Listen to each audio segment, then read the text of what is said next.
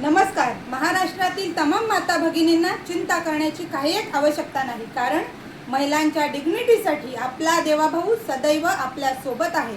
समाजात भोंदूबाबा अशोक खरात सारखी गिधाडे व सापाच्या अवलादे आहेत, त्यांच्यापासून आपण नेहमीच सावध राहिले पाहिजे। जे महिलांना उपभोगाची वस्तू समजून त्यांचा फायदा घेत आहेत, परंतु अशा घाणेरड्या प्रवृत्तीच्या व विकृत मानसिकतेच्या लोकांची नांगी ठेचण्याचं काम कायदेशीर मार्गाने आपल्या देवाभाऊंनी केलेले आहे।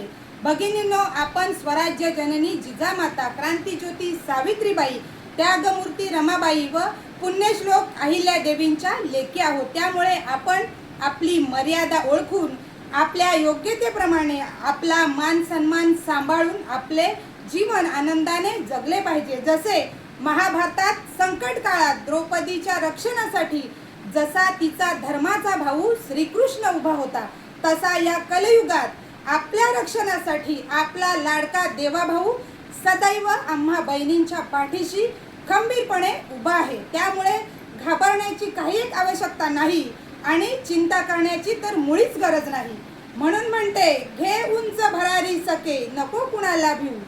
म्हणून म्हणते, घे उंच भरारी सके नको कुणाला भिऊ, कारण सदैव आपल्या सोबत आपल्या पाठीशी आपला लाडका मुख्यमंत्री देवाभाऊ।